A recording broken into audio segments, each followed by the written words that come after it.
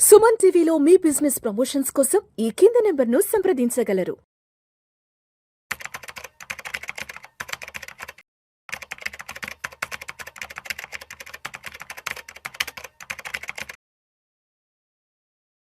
ప్రేక్షకులకి మీ రామచంద్రమూర్తి నమస్కారాలు. ఇవాళ ఈ వీడియోలో మనం మే 7వ తారీఖు మార్కెట్ ఎలా క్లోజ్ అయింది అనేది చూద్దాం.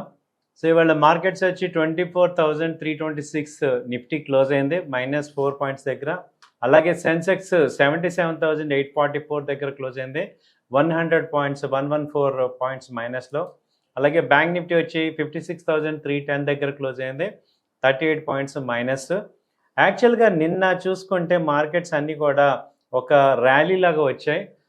ఎందుకంటే యుఎస్కి ఇరాన్కి హార్ముజ్ జల్సన్ దగ్గర ఒక అగ్రిమెంట్ వచ్చింది, దాంతో క్రూడ్ బాగా తగ్గింది. దానివల్ల యాక్చువల్గా 24,000 దగ్గర ఉన్న నిఫ్టీ 300 పాయింట్స్ పెరిగాయి. సో ఇవాళ కూడా ఎక్కడ డౌన్ అవ్వకుండా అదే రేంజ్ మెయింటైన్ అవుతుంది. అలాగే సెక్టర్ స్పెసిఫిక్ లాగా కొన్ని కంపెనీస్ బాగా లాభపడ్డాయి. వాటిల్లో చూసుకుంటే హీరో మోటార్ కార్ప్ వచ్చి 3.5% పెరిగింది. ఒకటి రీజన్ ఏంటంటే ఇది మంచి ప్రాఫిట్స్ నమోదు చేసింది. క్వార్టర్లీ ఇయర్లీ మంచి ప్రాఫిట్స్ వచ్చి దాదాపు 25% నెట్ ప్రాఫిట్ వచ్చింది. అలాగే నెక్స్ట్ హెచ్డిఎఫ్సి లైఫ్ వచ్చి 3.6% వచ్చింది.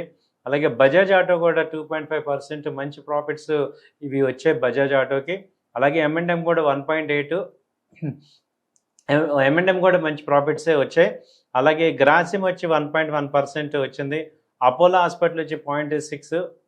ఇలా నిఫ్టీ టాప్ కంపెనీస్లో మేజర్గా వచ్చిన కంపెనీస్ అన్నీ కూడా ఈ 3% మీద వచ్చాయి. అలాగే నిఫ్టీ అండర్ పర్ఫార్మెన్స్ చూసుకుంటే హిందుస్థాన్ లివర్ 1.2% కానీ, TCS 1.6%, coal India 1.5%, Titan, tech Mahindra, Nestle ఇవన్నీ ఏంటంటే కొంచెం డౌన్ అయినాయి. సో మేజర్గా వచ్చి చూసుకుంటే అల్ట్రాటెక్ కానీ, మారుతి కానీ ఈ ఆల్ కంపెనీస్, M&M, అలాగే ఈ హీరో మోటారు, బజాజ్ ఆటో, ఈ మోటార్ కంపెనీస్ అన్నీ కూడా, ఆటోమొబైల్ కంపెనీస్ అన్నీ కూడా బాగా ప్రాఫిట్స్ వచ్చాయి. ఎందుకంటే క్రూడ్ ఆయిల్ తగ్గటం అనేది వీటికి బాగా పాజిటివ్. అలాగే L&T కానీ, ఇప్పుడు L&T రిజల్ట్స్ కూడా బాగా వచ్చి ఇప్పుడు 4,000 దగ్గర అలా ఉంది. సో ఇవన్నీ కూడా కంపెనీస్ ఈ ఆయిల్ తగ్గటంతో ఆయిల్ రిలేటెడ్ ఇండస్ట్రీస్ ఏవైతే ఉన్నాయో అవన్నీ కూడా బాగా లాభపడ్డాయి. సో మార్కెట్స్లో ఇంకా చూసుకుంటే ఏంటంటే ఈ రేంజ్ అనేది ఒకటి కంటిన్యూ అవుతుంది. దాదాపు నిఫ్టీ వచ్చి 26,600 హై నుంచి మొన్న 22,900 దాకా వచ్చి ఇప్పుడు అక్కడి నుంచి ఏంటంటే 10% ర్యాలీ వచ్చింది, 24,300. ఇక్కడ లాస్ట్ 1 మంత్ నుంచి కూడా సస్టైన్ అవుతుంది మార్కెట్స్.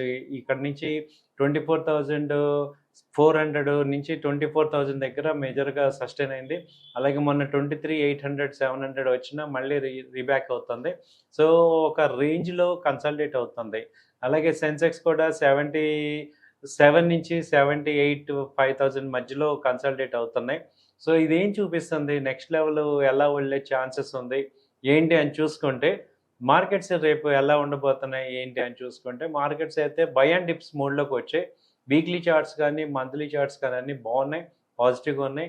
అలాగే క్రూడ్ ఇప్పుడు దాదాపు ఒక 10% తగ్గింది. మొన్న $110 నుంచి ఇప్పుడు $100 ఆ రేంజ్కి వచ్చింది. కాబట్టి ఎకానమీ అయితే మళ్ళీ గ్రో అయ్యే ఛాన్సెస్ కనపడుతున్నాయి.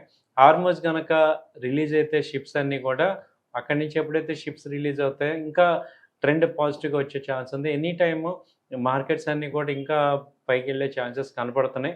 కాబట్టి ఏంటంటే ట్రేడర్స్ షార్ట్ సెల్లింగ్ కన్నా బై అండ్ డిప్స్ లాగా ట్రీట్ చేయడం బెటరు అనే పాయింట్ ఎక్స్పర్ట్స్ చెప్తున్నాం. అలాగే బై అండ్ డిప్స్ లాగా చేసుకోవచ్చు. అంటే ఎవ్రీ డిప్లో బై చేసుకోవడం కన్నా షార్ట్ సెల్లింగ్ కన్నా సెలెక్టివ్ కంపెనీస్లో తగ్గినప్పుడు ఇన్వెస్ట్ చేయడం ద్వారా మంచి ప్రాఫిట్స్ వచ్చే ఛాన్సెస్ ఉన్నాయి. సో ఇవి ఇంకా చూసుకుంటే సెక్టార్ స్పెసిఫిక్లో చూసుకుంటే ఆటోమొబైల్ బాగుంది. బ్యాంకింగ్ అయితే అండర్ పెర్ఫామ్ అయ్యి మళ్ళీ రివర్స్లో అవుతున్నాయి. ఐసిఐసిఐ బ్యాంక్ కానీ, యాక్సిస్ కానీ, కోటక్ కానీ, ఈ హెచ్డిఎఫ్సి బ్యాంక్ ఇవన్నీ కూడా మళ్ళీ రివర్స్లో కనపడుతున్నాయి. ఆ తర్వాత ఏంటంటే ఈసారి క్వార్టర్లీ రిజల్ట్స్లో బ్యాంకింగ్ పర్ఫార్మెన్స్ అంత పెద్ద ఎక్స్పెక్ట్ చేసింది రాలేదు. కాబట్టి అన్ని బ్యాంకింగ్ స్టాక్స్ అన్నీ కూడా తగ్గాయి. బట్ ఏంటంటే ఇవి బై అండ్ డిప్స్ లాగా చేసుకునే అవకాశాలు కనపడుతున్నాయి బ్యాంకింగ్.